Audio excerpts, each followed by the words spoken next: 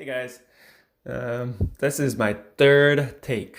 I hope the camera works this time. I wanted to just say hi and share touch base with you guys and share. Um, Hey guys, I'm coming from Cleveland, Ohio. I wanted to say hi and share with you guys certain things that I thought was important from the Bible. Thing. When Jesus sends his disciples out into the world to spread the gospel for the first time, he gives them a lot of directions, like, don't take gold, don't take a bag. But then in the middle of his directions, he gives this little analogy. Matthew chapter 10, you guys have your Bibles. Matthew chapter 10, verses 16. He says, I am sending you out like sheep among wolves. Therefore, be as shrewd as snakes and as innocent as doves. So the question is, why does Jesus use these two animals, right? Why does Jesus say as shrewd or wise, depending on the translation? Why does he say shrewd and wise as snakes? And then why does he use innocent as doves? Why did Jesus use these two animals to describe how the disciples and us as Christians should survive or act or live in this world? I think the dove one, let's get to the dove one first, because I think dove is easier. Dove in the Bible, we associate with the animal that brought news of life when Noah was pretty much stuck in the story of the flood. The dove signifies the end of the flood, and so the beginning of new life. So the image of the dove has signified life until that point. And the second image of the dove that we are very familiar with is when Jesus becomes baptized by John the Baptist and he rises out of the water. It said the Spirit of God descended upon his head like a dove.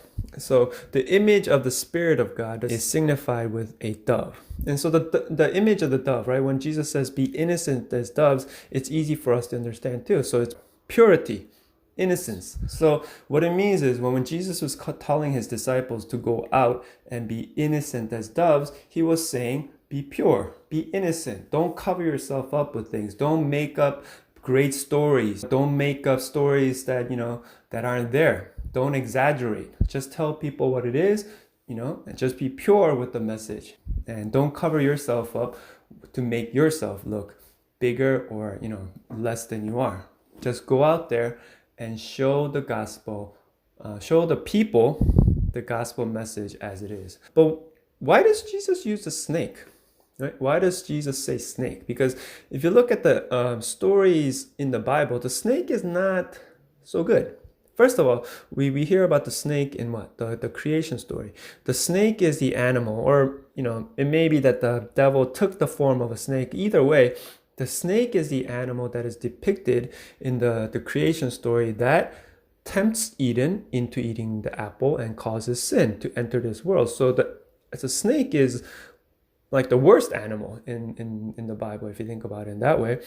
So why does Jesus use the snake? And so there has to be a reason Jesus says snake instead of, coyote, a lion, or something else, right? He uses the words wisdom of a snake, and that those words have to mean something. I think the first thing we can think about a snake is that it hibernates when it's cold, and it hides most of the time. A snake doesn't go around just biting people for randomly.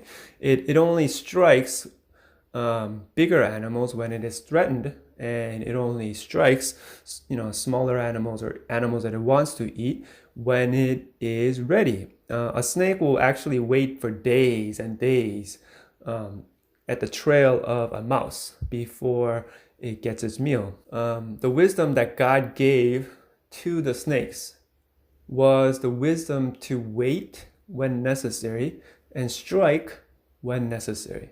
So I believe the wisdom that Jesus was giving, the lesson that Jesus was trying to give us was, don't be foolish.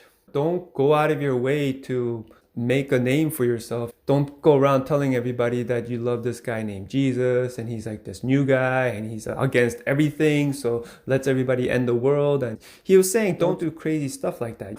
Protect yourself and don't go out of your way to expose yourself, because the world is not going to be kind to you. In the same way, I think as Christians, we're supposed to be wise. We're not supposed to just go out there and just be foolish because we have the protection of God. Yes, we do have the protection of God. God loves us.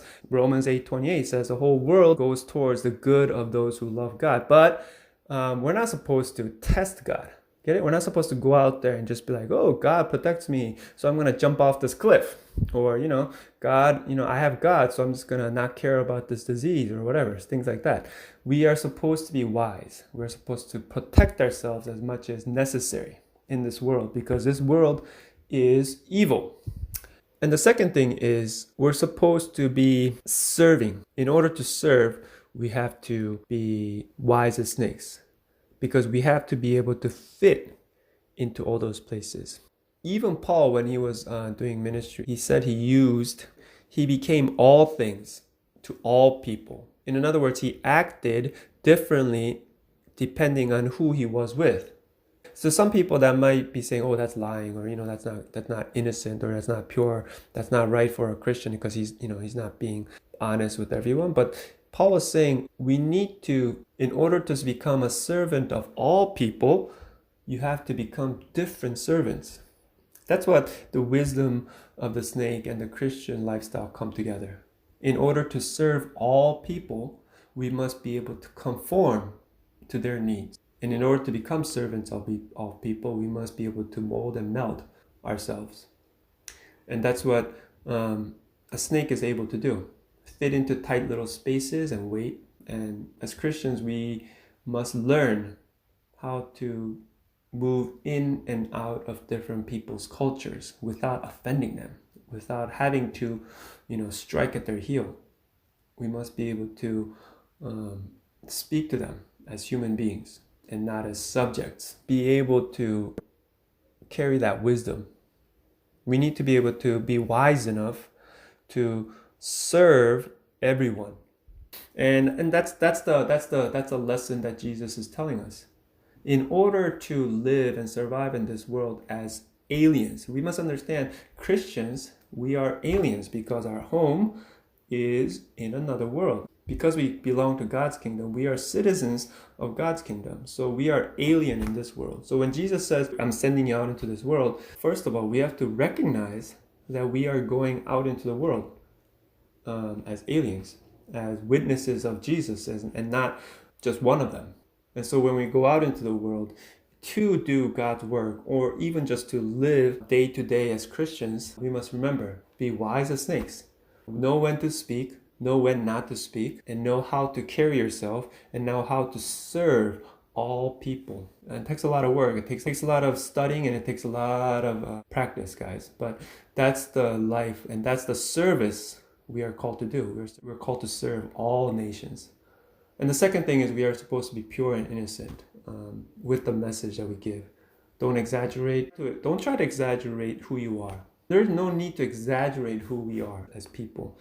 And all we need to do is really just go out there and show people who we are without being afraid.